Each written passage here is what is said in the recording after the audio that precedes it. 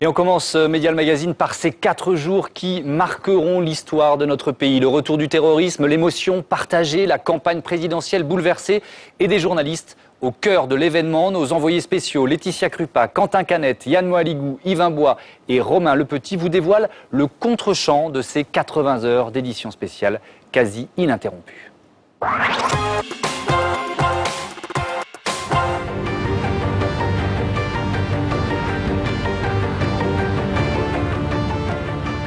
Mohamed Merah a sauté par la fenêtre avec une arme à la main en continuant à tirer. Il a été retrouvé mort au sol. C'est donc le dénouement d'un siège de 32 heures suivi en direct par des millions de Français. Le gars disait depuis quelques heures je vais mourir les armes à la main et je suis en direct, je raconte cette scène là, on écoute les bruits, quoi, un truc impressionnant. Ça tire pendant 7 minutes, 8 minutes. C'est tout simplement incroyable. Les événements de Toulouse et Montauban ont bouleversé la France, mais sont aussi venus percuter la campagne présidentielle. Une série d'attaques terroristes scrutées par les médias du monde entier. Comment les journalistes plongés au cœur du drame ont-ils travaillé sur place et quel sera l'impact de ces événements sur la campagne? Nous étions à Toulouse et Montauban, là où tout s'est joué cette semaine. Lundi matin, la France s'est réveillée avec cette info. Une information qui vient de nous parvenir, on apprend qu'une fusillade vient d'avoir lieu devant une école juive de Toulouse. Il y a des victimes. L'horreur absolue, jamais le pays n'a connu de tel drame. 4 morts, dont 3 enfants tués dans une école. Tous les enfants de ce collège sont mes enfants. Ce sont mes enfants. En tant que parent, je pense qu'on pourrait comprendre. Mais c'est aussi le spectre d'une série d'attaques planifiées qui vient hanter les Français en ce lundi matin. Car la fusillade fait suite à 2 autres attaques. Un militaire tué à Toulouse le 11 mars, puis 2 autres froidement abattus devant leur caserne à Montauban 4 jours plus tard. Les chaînes info tournent en boucle, le pays retient son souffle. Voilà des fusillades en plein jour, en pleine rue, qui évidemment font peur à la population, qui n'a qu'une hâte, c'est que cet homme soit mis hors d'état de nuire. D'abord prise de court, les rédactions de tout le pays envoient leurs journalistes à Toulouse dans les heures qui suivent. En fin d'après-midi, ils convergent tous vers la grande synagogue de la ville. C'est là que les religieux ont improvisé une cérémonie. On ne peut pas rentrer, il y a énormément de monde qui arrive ici dans cette synagogue du centre-ville de Toulouse qui se trouve rue Riquet. Trop de fidèles, mais aussi trop de caméras venues couvrir l'événement. Le soir, sur les lieux du drame, les journalistes sont encore plus nombreux. Chaque rue, chaque trottoir du quartier du collège Ozar Hatorah est investi par des envoyés spéciaux du monde entier. Les derniers arrivés sont les derniers servis. L'important, c'est d'abord de ramasser, d'avoir le plus d'informations possible tout de suite. On fait des sonores, on fait des interviews, on en fait le plus possible parce que plus le temps passe, moins vous allez avoir d'informations. On a vu des collègues arriver là, maintenant, ce soir, à cette heure-là.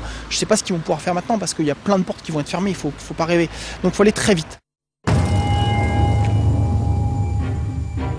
Au même moment, c'est Nicolas Sarkozy qui capte tous les flashs. Il arrive à la synagogue Nazareth à Paris pour une lecture à la mémoire des victimes juives. Les autres candidats sont dans son sillage, mais en retrait. Plus tôt dans la journée, devant l'horreur du drame, le candidat de l'UMP a annoncé la suspension de sa campagne. Dans la foulée, François Hollande, Eva Joly et Marine Le Pen se sont retirés à leur tour de la course électorale. Il n'y a plus de campagne, il n'y a plus de droite, il n'y a plus de gauche. De temps en temps, quand même, la politique doit céder le pas. C'est le moment ou jamais. C'est la première fois dans la Ve République qu'une campagne est mise entre parenthèses plusieurs jours. Les candidats ont annulé meetings et rendez-vous médias. Mais sur le terrain, à Toulouse comme à Paris, devant les caméras, tous continuent de s'adresser aux électeurs. La barbarie, la sauvagerie, la cruauté ne peuvent pas gagner. C'est une ignominie. Et je devais être là. Il n'y a eu aucune suspension de la campagne présidentielle. Il y a eu une mutation de la campagne présidentielle. A disparu l'aspect show business de la campagne. Ça, évidemment, ça a disparu. Mais la campagne a continué. Elle a changé de niveau. Ils ont tous continué à se montrer et à parler. Hollande, Sarkozy, Bayrou, Le Pen, tout le monde. Dans la journée, la piste d'un tueur néo-nazi a filtré dans la presse. Elle va imprégner les discours des politiques. François Bayrou est le premier à ouvrir les hostilités. Dans son meeting de Grenoble, il attaque le climat malsain et délétère de la présidence Sarkozy sans jamais le citer. Fait de montrer du doigt les uns ou les autres en raison de leur présence dans le pays, de leur origine, de leur situation sociale, c'est d'une certaine manière faire flamber ce genre de passion, ce genre de sentiment. Le problème des propos de François Bayrou, c'est pas la nature même de ses propos. C'est que ces propos, cette phrase de François Bayrou, elle est venue trop tôt et elle était trop floue. Mais François Bayrou ne sera pas le seul à stigmatiser l'ambiance du quinquennat et de la campagne de Nicolas Sarkozy. Jean-Luc Mélenchon prend le relais. J'invite, dans la suite de la campagne, d'aucuns à mesurer mieux le poids des mots et le choix des citations.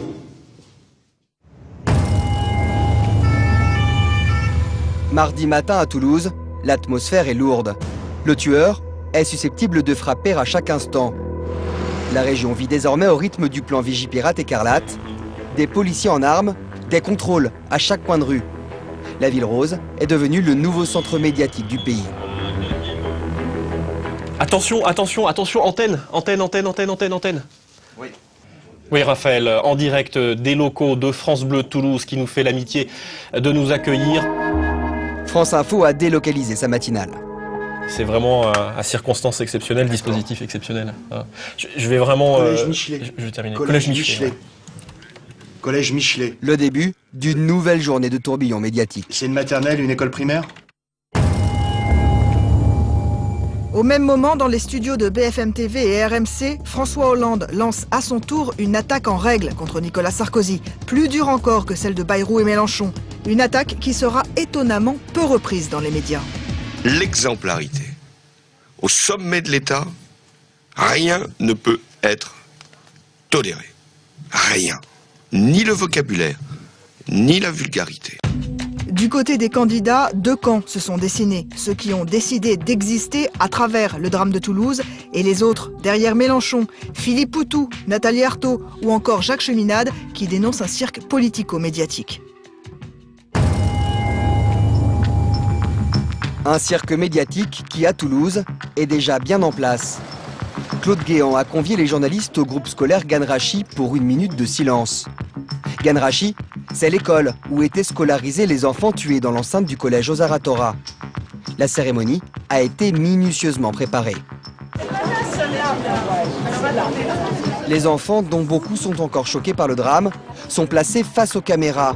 Aucun regard ne doit échapper aux objectifs. Une scène qui va mettre mal à l'aise certains journalistes, à l'image du correspondant de la télévision suédoise. J'ai toujours senti ce genre de sujet qu'il y a quelque chose d'obscène dans mon travail, d'indécent. Et là, je me dis qu'on devrait trouver d'autres solutions.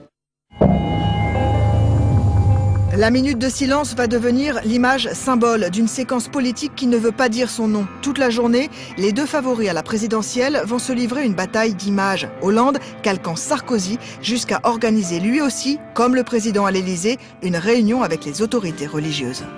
Lui, la seule chose qu'il puisse faire, François Hollande, c'est non pas de jouer au président de la République, mais d'essayer de laisser deviner à l'opinion le président potentiel, rassembleur et apaisant qu'il pourrait être si les Français le choisissent le 6 mai.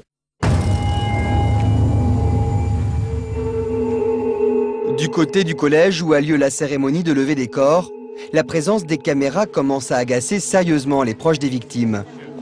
Pour circuler, ils sont obligés de se dissimuler. Allez-y. Filmer aux abords de l'établissement devient compliqué. Monsieur, s'il vous plaît. Tout le monde sur le trottoir d'en face. Je vous remercie.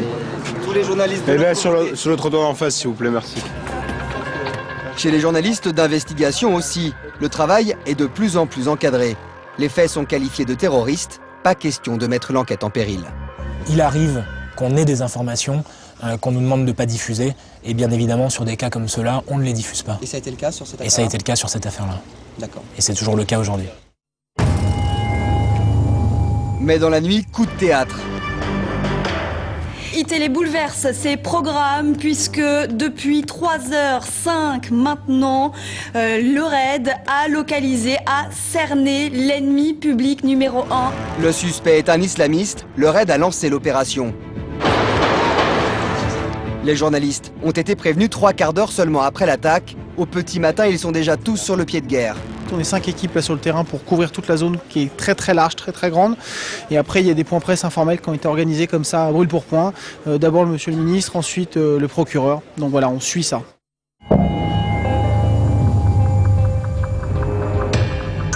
Très discrète jusqu'à là à cause de la piste néo-nazie, Marine Le Pen ne manque pas de saisir l'occasion. Dès 7h45 sur iTélé, elle martèle son message.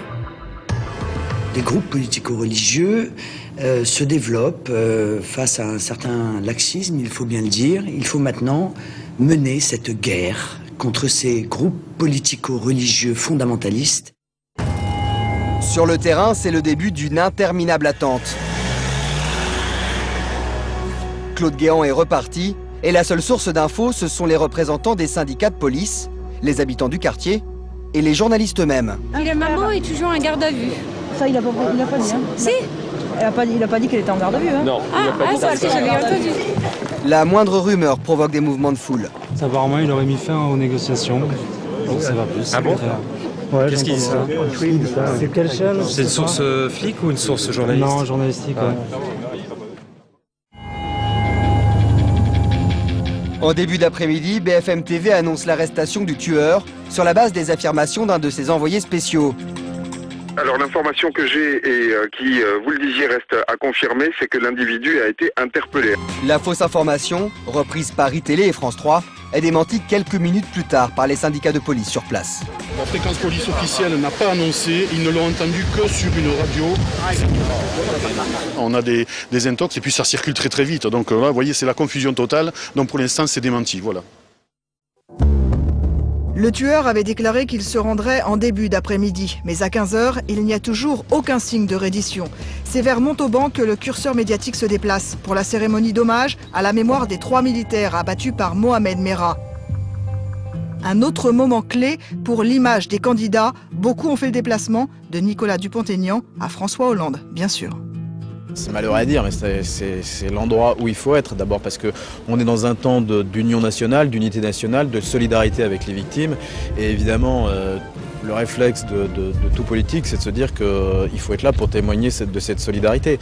Mais l'image que tous les JT vont montrer, c'est celle du chef de l'État qui salue les candidats, spectateurs alignés comme un professeur avec ses élèves. Nicolas Sarkozy a définitivement réendossé le costume du père de la nation, protecteur et fédérateur. La République n'a pas cédé, la République n'a pas reculé, la République n'a pas faibli. Il a joué son rôle de président de la République, alors en regardant les choses de manière totalement cynique, on peut peut-être penser que ça tombait bien pour lui, mais on ne peut pas le lui reprocher en même temps. Pour reprendre la main, dès la cérémonie finie, les autres candidats annoncent le redémarrage officiel de la campagne. Merah n'est pas encore capturé, mais le temps du Rassemblement national est terminé. Et les Français savent très bien qu'il y a le temps de l'unité, de l'hommage, du recueillement, et puis il y a le temps aussi du débat. Bonsoir à tous. 4 heures plus tard, aux 20h de France 2, les Français stupéfaits découvrent le visage du tueur présumé, un Mohamed Merah souriant. Des images achetées un peu moins de 10 000 € par la chaîne et qui vont se retrouver dans tous les médias. Le lendemain matin, après 32 heures d'attente et de négociations, le RAID mène finalement l'assaut, suivi en direct par les télévisions. Allez, on prend l'antenne. Sur la pub, l'antenne. Vite, prends l'antenne là.